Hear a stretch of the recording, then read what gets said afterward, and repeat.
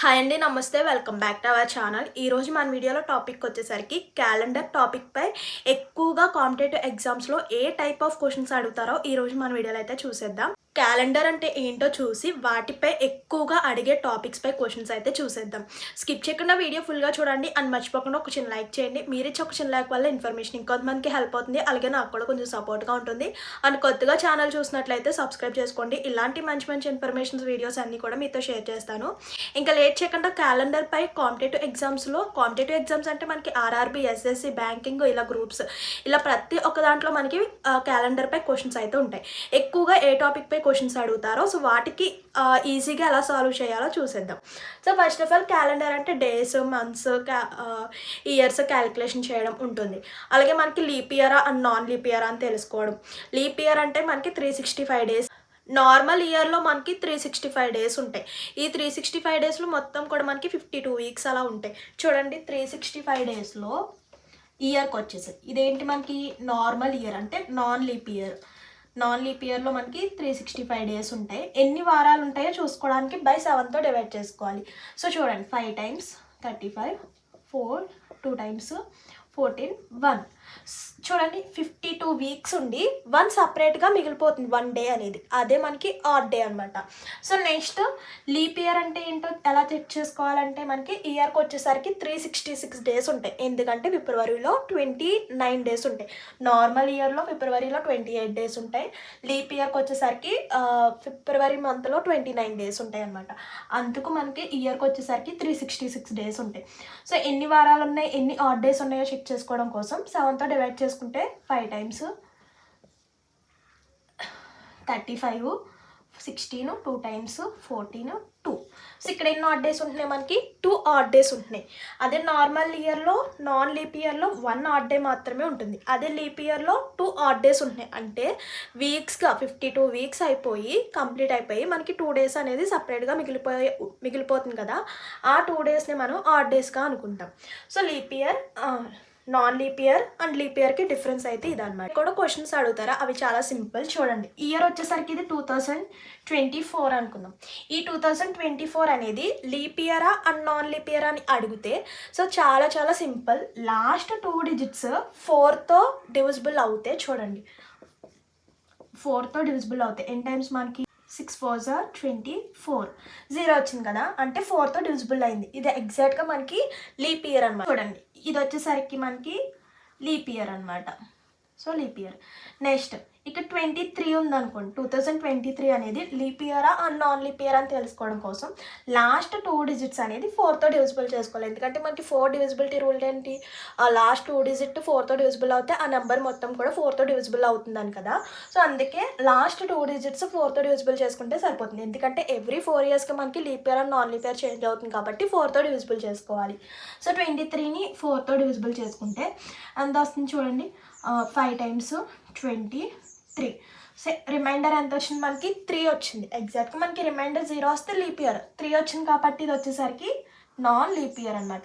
ఇలా లీప్ ఇయరా non leap year ఒక ఇయర్ ఇచ్చేసి అది వచ్చేసరికి నాన్ లీప్ ఇయరా లీప్ ఇయరా అని తెలుసుకోవడం కోసం ఇలా సాల్వ్ చేస్తే సరిపోతుంది. మనకి వాల్యూ రిమైండర్ 0 వస్తే లీప్ ఇయర్, ఒకవేళ రాకపోతే కనుక నాన్ లీప్ ఇయర్. సో ఇలా చెక్ చేసుకోవాలి. ఒకవేళ మనకి 2023, 2021 అంటే మనకి లాస్ట్ 2 డిజిట్స్ చేసుకుంటే సరిపోతుంది. ఒకవేళ సెంచరీస్ ఇయర్స్ అంటే 2000, 3000 ఇలా ఇచ్చేస్తే ఎలా మరి, ఫస్ట్ 2 డిజిట్స్ని డివిజిబుల్ చేసుకోవచ్చు, లేదంటే మొత్తం నెంబర్ని 4తో డివిజిబుల్ చేసుకోవచ్చు. సో ఈ కొన్ని ట్రిక్స్ తెలుసుకుంటే మనకి సింపుల్గా క్వశ్చన్స్ అడిగినప్పుడు ఈజీగా సాల్వ్ చేయొచ్చు.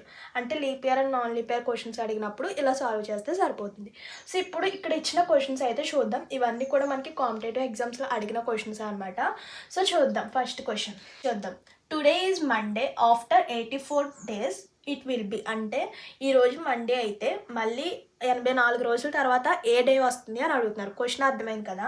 సో టుడే ఈజ్ మండే అయితే ఆఫ్టర్ 84 days తర్వాత ఏ డే వస్తుంది అని క్యాలిక్యులేషన్ చేయాలి. సో ఇలా ఇచ్చినప్పుడు ఫస్ట్ ఆఫ్ ఆల్ ఈ 84ని ఎన్ని వీక్స్ ఉన్నాయి, ఎన్ని ఆడ్ డేస్ ఉన్నాయో చెక్ చేసుకోవాలి. సో ఎన్ని ఆడ్ డేస్ ఉన్నాయో ఎలా చెక్ చేసుకోవాలి, 7తో డివిజిబుల్ చేసుకోవాలి. అంటే 1 time 7, నెక్స్ట్ 14 2 times ఎన్ని ఆడ్ డేస్ ఉన్నాయి మనకి 0 ఆడ్ డేస్.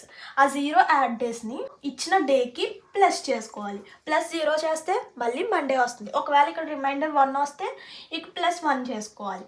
ఇక్కడ మనం చేసిన దాన్ని బట్టి 84 డేస్కి ఎన్ని ఆడ్ డేస్ ఉన్నాయో చూసుకుంటే 0 ఆడ్ డేస్. ఆ 0 ఆడ్ డేస్ని ఇచ్చిన డేకి ప్లస్ చేసుకోవాలి. సో మండేకి +0 యాడ్ చేస్తే మళ్ళీ మనకి మండేనా వస్తుంది. సో ఇచ్చిన ఆప్షన్స్లో ఎక్కడుంది మనకి Saturday, Friday, Monday, Thursday. So option C is correct. So అర్థమైంది కదా. ఇలా ఒక డే ఇచ్చేసి ఈరోజు డే ఇచ్చేసి ఆఫ్టర్ 60 డేస్ తర్వాత, ఆఫ్టర్ 50 డేస్ తర్వాత, ఆఫ్టర్ 56 డేస్ తర్వాత ఇలా అడిగినప్పుడు ఇచ్చిన డేస్లో ఎన్ని ఆడ్ డేస్ ఉన్నాయో చూసుకుని వచ్చిన ఆడ్ డేస్ ఇచ్చిన డేకి ప్లస్ చేసుకుంటే వచ్చిన ఆన్సరే మనకి కరెక్ట్ అనమాట. సో ఇప్పుడు ఒకవేళ మనకి 3 వచ్చింది, +3 యాడ్ చేసుకోవాలంటే మండే తర్వాత మనకి ట్యూస్డే, వెన్స్డే, థర్స్డే అలా కౌంట్ చేసుకోవాలి. సో మండేకి 3 డేస్ ముందుకు వెళ్తే మనకి థర్స్డే వస్తుంది. సో ఆన్సర్ థర్స్డే అనమాట. ఒకవేళ రిమైండర్ 3 వచ్చినప్పుడు, ఇప్పుడు మనకి 0 వచ్చింది కాబట్టి మండేకి 0 యాడ్ చేస్తే మండే కాబట్టి ఆన్సర్ వచ్చేసరికి Monday. So next second question చూడండి. 4th అక్టోబర్ 2018 ఈజ్ థర్స్డే అనమాట. సో ఇక్కడ చూడండి, 4th October 2018 is Thursday. 2nd ఫిబ్రవరి 2019 ఏ డే అని అడుగుతున్నాడు. ఇక్కడ చూడండి, ఇచ్చిన డేట్ వేసుకుందాం. 4th ఫిబ్రవరి 2018 అంటే మనకి ఏ డే, మనకి థర్స్డే. మనల్ని ఏమడుగుతున్నాడు, 2nd ఫిబ్రవరి 2019 ఇలా ఇచ్చినప్పుడు ఈ రెండింటికి డిఫరెన్స్ చెక్ చేసుకోవాలి. ఇక్కడ అక్టోబర్ కదా, October. 4th October 2018 is Thursday అంట. మనల్ని ఏమడుగుతున్నాడు, 2nd ఫిబ్రవరి 2019 ఏ డే అని అడుగుతున్నాడు. ఇక్కడ చూడండి, ఫిబ్రవరి క్యాలిక్యులేషన్ చేయాలి అంటే ఇక్కడ ఇచ్చిన 2 డేట్స్కి మనం డిఫరెన్స్ అనేది చెక్ చేసుకోవాలి. ఎలా అంటే, సో అక్టోబర్లో మనకి టోటల్ ఎన్ని డేస్ ఉంటాయి, 31 డేస్ ఉంటాయి. ఆల్రెడీ 4 నుంచి స్టార్ట్ అవుతుంది కాబట్టి రిమైనింగ్ ఇంకెన్ని డేస్ ఉంటాయి, మన 27 డేస్ ఉంటాయి కదా. సో నెక్స్ట్ మంత్ అక్టోబర్ తర్వాత నవంబర్లో 30 డేస్ ఉంటాయి. So 30 days. Next October, November, డిసెంబర్లో 31, జనవరిలో 31. సో నెక్స్ట్ ఫిబ్రవరిలో ఎన్ని డేస్ మనకి 28 డేస్ ఉంటాయి. కానీ ఇక్కడ మనకి 2nd వరకు మాత్రమే ఇచ్చాడు, అంటే 2 మాత్రమే వేసుకోవాలి. చూద్దాం ఇప్పుడు టోటల్ ఇవి ఎన్ని డేస్ ఉన్నాయో క్యాలిక్యులేషన్ చేయండి. 7 + 1 8, 8 + 1 9, 9 + 2 11. సో 1 క్యారీ ఉంటుంది. 1 + 2 3, 3 + 3 6, 6 + 3 9, 9 + 3 12. సో ఎంత వచ్చింది మనకి 121. ఇప్పుడు ఇందులో ఎన్ని ఆడ్ డేస్ ఉన్నాయో చెక్ చేసుకుని వచ్చిన ఆడ్ డేస్ ఈ డేకి మనం ప్లస్ చేసుకోవాలి. ఏ డే ఇచ్చాడు మనకి, థర్స్డే ఇచ్చాడు. ఈ థర్స్డేకి ప్లస్ చేసుకోవాలి. చూద్దాం ఎన్ని ఆడ్ డేస్ ఉన్నాయో ఎలా చెక్ చేసుకోవాలి. 7తో డివిజిబుల్ చేసుకోవాలి. అంటే ఎన్ని వారాలు ఉన్నాయో చూసుకుని ఎక్స్ట్రాగా మిగిలిపోయిన డేస్ని మనం ఆడ్ డేస్ అంటాం కదా. ఆ ఆడ్ డేస్ ఎన్ని ఉన్నాయో చెక్ చేద్దాం. 1 time 7, 5, 1, next 7 times 49, 2. So remainder ఎంత మిగిలిపోతుంది మనకి, 2 మిగిలిపోతుంది. అంటే ఎన్ని ఆడ్ డేస్ ఉన్న 2 ఆడ్ డేస్ ఉన్నాయి. ఆ 2 ఆడ్ డేస్ని ఇచ్చిన డేకి ప్లస్ చేసుకోవాలి. థర్స్డేకి +2 యాడ్ చేసుకుంటే ఫ్రైడే, సాటర్డే. సో ఆన్సర్ వచ్చేసరికి మనకి సాటర్డే అనమాట. 2nd ఫిబ్రవరి 2019 ఏ డే మనకి సాటర్డే. సో సాటర్డే ఎక్కడ ఉంది మనకి, option B is correct. So అర్థమైంది కదా. సో నెక్స్ట్ క్వశ్చన్ చూడండి. Which of the following calendar will be the same as the calendar for the year 2003. ఇది మోస్ట్లీ ఇంపార్టెంట్ క్వశ్చన్ అనమాట. కాంపిటేటివ్ ఎగ్జామ్స్లో ఎక్కువగా అడిగే question. Same as the calendar for the year అని ఒక ఇయర్ ఇచ్చేసినప్పుడు, so first of all ఇది leap ఇయరా అండ్ నాన్ లీప్ ఇయరా.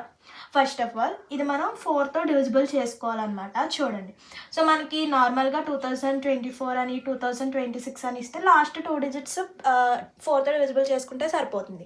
కానీ ఇలా ఇచ్చినప్పుడు మొత్తం టోటల్ నెంబర్ని డివిజిబుల్ చేసుకోండి. 4తో డివిజిబుల్ చేసుకున్నాం. 5 టైమ్స్ 20, 0, 3. సో రిమైండర్ ఎంత మిగిలిపోయింది మనకి 3. సో రిమైండర్ ఎంత వచ్చింది, 3 వచ్చింది. ఇలా మనకి రిమైండర్ 3 వచ్చినప్పుడు ఆ ఇయర్కి +11 యాడ్ చేసుకోవాలి. చూడండి, రిమైండర్ 2 కానీ 3 కానీ వచ్చినప్పుడు ఇచ్చిన ఇయర్కి +11 యాడ్ చేసుకోవాలి. ఒకవేళ రిమైండర్ 1 వస్తే కనుక మనకి రిమైండర్ 1 వస్తే కనుక ఆ ఇయర్కి 6 యాడ్ చేసుకోవాలి. ఒకవేళ రిమైండర్ 0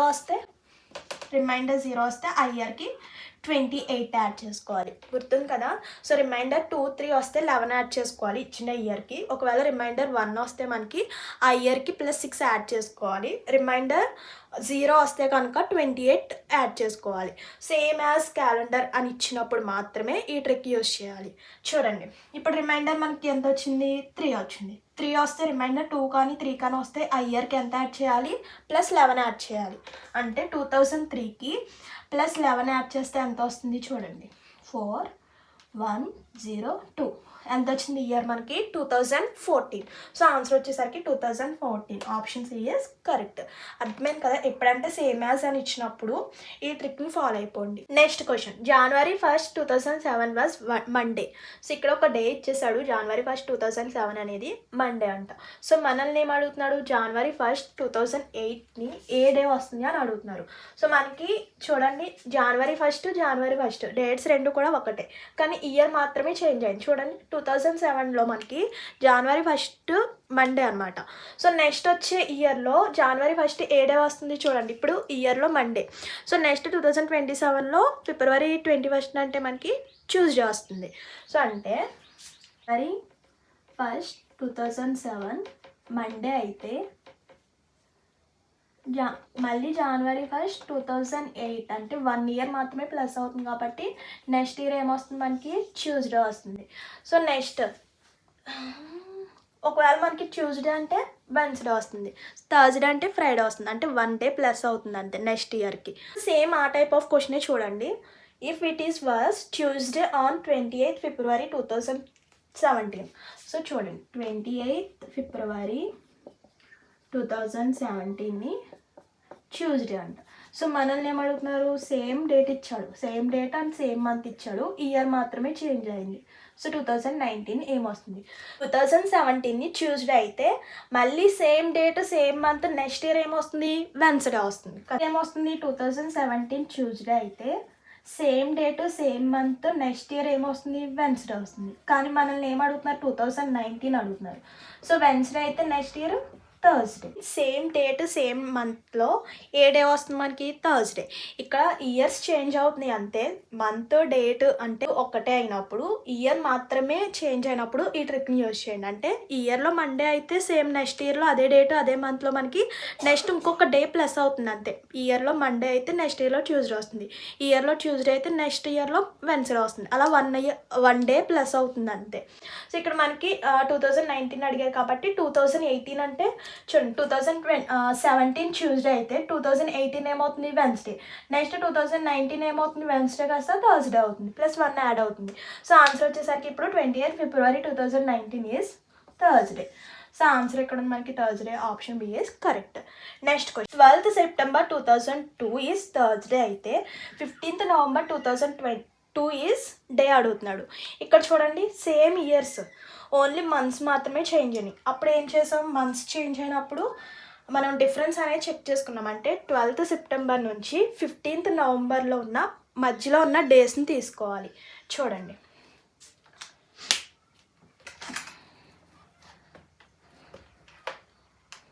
చూడండి 12th September 2002 ఈజ్ థర్స్డే అయితే 15th November 2002 ఏ డే వస్తుంది అని క్యాలిక్యులేషన్ చేయాలి.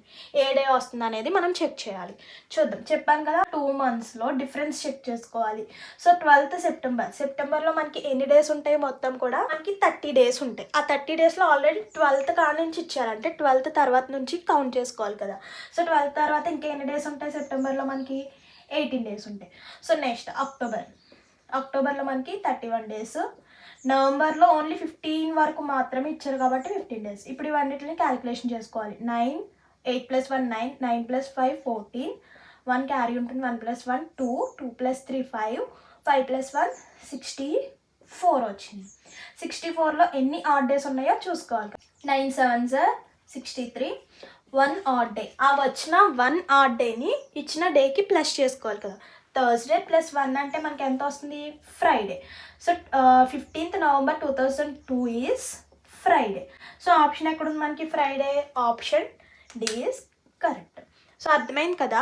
సో ఇలా మనకి క్యాలెండర్ పై ఈ టైప్ ఆఫ్ క్వశ్చన్స్ ఎక్కువగా అడుగుతున్నారు అనమాట కాంపిటేటివ్ ఎగ్జామ్స్లో. సో ఇదండి ఈరోజు ఇన్ఫర్మేషన్. మర్చిపోదు వెళ్ళే ముందు ఒక చిన్న లైక్ చేయండి. మీరు ఇచ్చే చిన్న లైక్ వల్ల ఇన్ఫర్మేషన్ ఇంకొంతమందికి హెల్ప్ అవుతుంది, అలాగే నాకు కూడా కొంచెం సపోర్ట్గా ఉంటుంది. మరో మంచి టాపిక్తో మళ్ళీ కలుద్దాం. See you to next video. Thank you for watching. Please do like, share and subscribe. Bye by.